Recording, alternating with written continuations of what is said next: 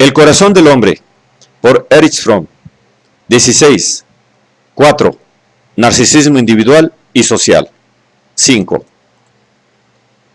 Contra ellos se conciliaron las fuerzas del fanatismo por ambos lados, el de Lutero y el de la Iglesia. Los humanistas trataban de evitar la catástrofe. Al fin vencieron los fanáticos de uno y otro lado. Las persecuciones y las guerras religiosas, que culminaron en la desastrosa Guerra de 30 años, fueron para el desarrollo humanista un golpe del cual aún no se recuperó Europa. No se puede menos de pensar en la analogía del estalinismo, que destruyó el humanismo socialista 300 años después. Volviendo al odio religioso de los siglos XVI y XVII, son manifiestas sus irracionalidades. Los dos lados hablaban en el nombre de Dios, de Cristo, del amor, y solo diferían en puntos que, comparados con los principios generales, eran de importancia secundaria. Pero se odiaban, y cada uno de ellos estaba apasionadamente convencido de que la humanidad terminaba en las fronteras de su fe religiosa. La esencia de esta sobreestimación de la posición propia y del odio a todo el que disentía es el narcisismo. Nosotros somos admirables, ellos son despreciables. Nosotros somos buenos, ellos son malos. Toda crítica de la doctrina propia es un ataque malvado e insoportable. La crítica de la posición del otro es un bien intencionado intento de ayudarlo a volver a la verdad. A partir del Renacimiento, las dos grandes fuerzas contrarias, el narcisismo de grupo y el humanismo, se desarrollaron cada una a su manera. Infortunadamente, el desarrollo del narcisismo de grupo superó enormemente al del humanismo. Aunque a fines de la Edad Media y en la época del Renacimiento, pareció posible que Europa estuviera preparada para la aparición de un humanismo político y religioso, esta promesa no llegó a realizarse. Aparecieron formas nuevas de narcisismo de grupo y predominaron en los siglos siguientes. Este narcisismo de grupo tomó múltiples formas: religiosas, nacionales, raciales, políticas. Protestantes contra católicos, franceses contra alemanes, blancos contra negros, arios contra no arios, comunistas contra capitalistas. Aunque los contenidos son diferentes, psicológicamente tratamos con el mismo fenómeno narcisista y el fanatismo y la destrucción que de él resultan. Mientras crecía el narcisismo de grupo, también se desarrollaba su contrario, el humanismo. En los siglos XVIII y XIX, desde Spinoza, Leibniz, Rousseau, Herder y Kant hasta Goethe y Marx, se desarrolló la idea de que la humanidad es una, que cada individuo lleva en sí a toda la humanidad, que no debe haber grupos privilegiados que pretendan que sus privilegios se basan en su superioridad intrínseca. La Primera Guerra Mundial fue un grave golpe al humanismo y dio origen a una creciente orgía de narcisismo de grupo. Histeria nacional en todos los países beligerantes de la Primera Guerra Mundial, racismo de Hitler, idolatría de Stalin por el partido, fanatismo religioso musulmán e hindú, fanatismo anticomunista occidental. Estas diferentes manifestaciones de narcisismo de grupo llevaron al mundo al abismo de la destrucción total. Como reacción a esa amenaza contra la humanidad, puede observarse hoy un renacimiento del humanismo en todos los países y entre representantes de diversas ideologías. Hay humanistas radicales entre los teólogos católicos y protestantes, entre los filósofos socialistas y no socialistas. Que sean suficientes el peligro de la destrucción total, las ideas de los neohumanistas y los lazos creados entre todos los hombres por los nuevos medios de comunicación para destruir los efectos del narcisismo de grupo, es una cuestión que puede decidir el destino de la humanidad. La creciente intensidad del narcisismo de grupo, que no hace más que pasar del narcisismo religioso al nacional, al racial y al de partido, es ciertamente un fenómeno sorprendente. En primer lugar, por el desarrollo de las fuerzas humanistas desde el Renacimiento, que estudiamos más arriba. Además, por la evolución del pensamiento científico, que socava el narcisismo. El método científico exige objetividad y realismo. Exige ver el mundo como es, y no deformado por los deseos y los temores de uno. Exige ser humilde hacia los hechos de la realidad y renunciar a toda esperanza de omnipotencia y omnisciencia. la necesidad de pensamiento crítico, de experimentación, de pruebas, la actitud dubitativa, todas estas son características del esfuerzo científico y son precisamente los métodos de pensamiento que tienden a contrarrestar la orientación narcisista. Indudablemente, el método del pensamiento científico tuvo sus efectos sobre el desarrollo del neohumanismo contemporáneo, y no es una casualidad que la mayor parte de los científicos naturales eminentes de nuestro tiempo sean humanistas. Pero la inmensa mayoría de los individuos de Occidente, aunque hayan aprendido el método científico en la escuela o en la universidad, en realidad no se interesaron nunca por el método del pensamiento científico, crítico.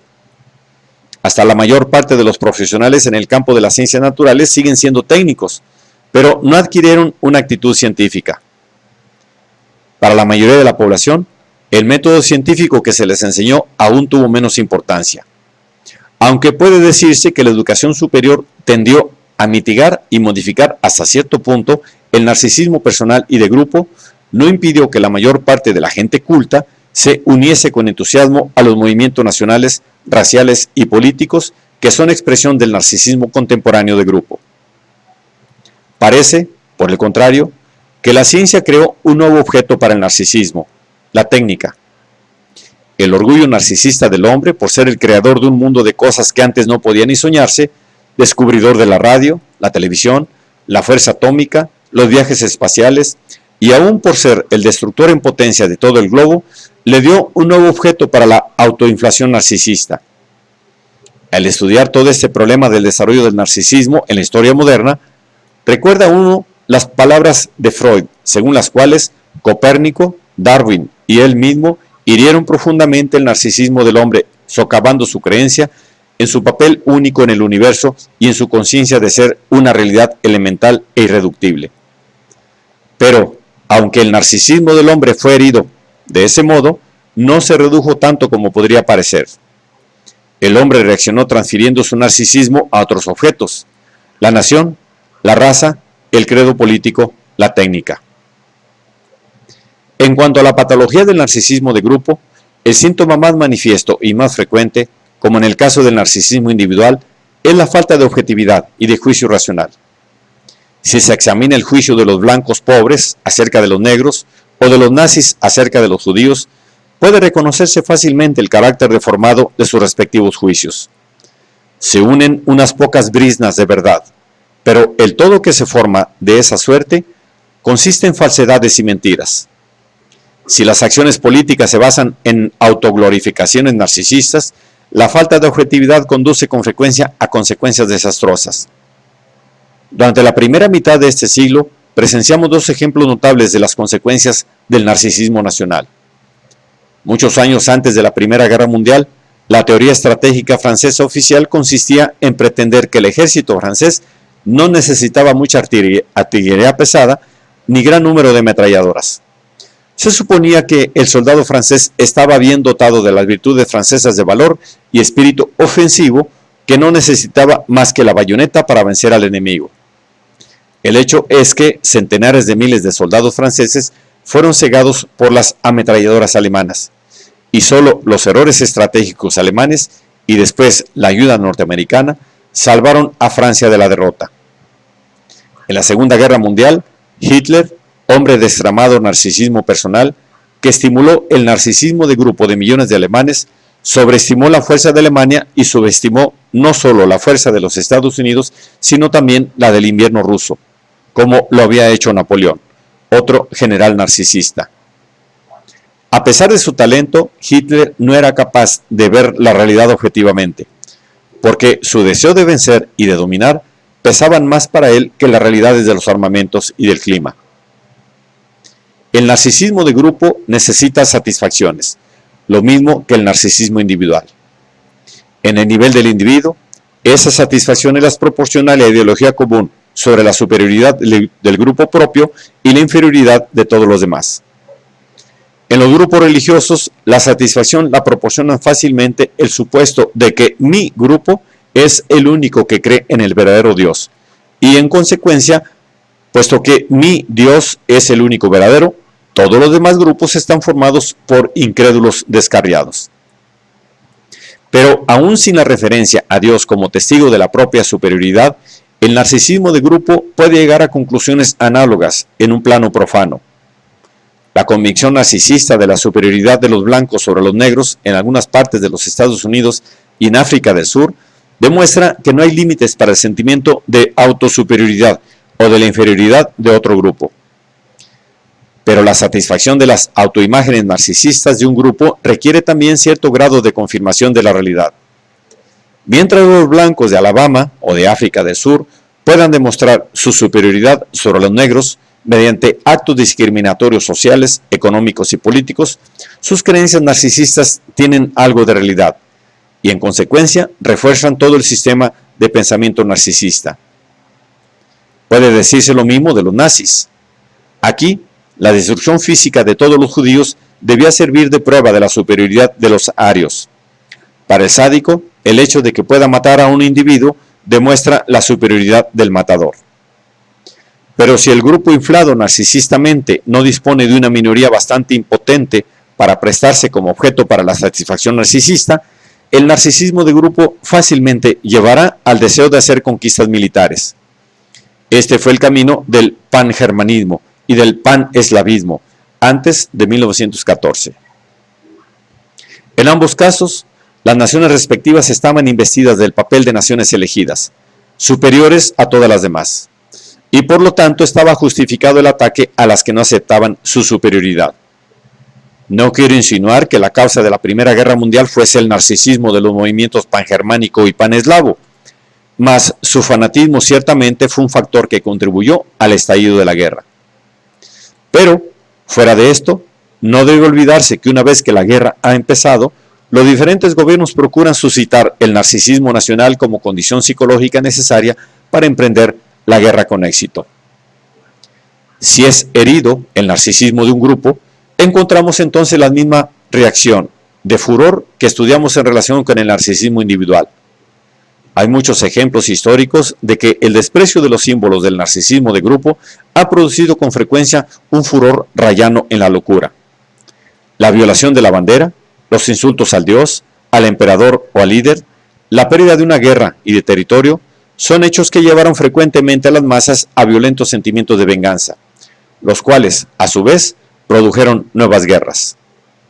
El narcisismo herido solo puede curarse si es aplastado el ofensor y se repara así el ultraje que se le hizo.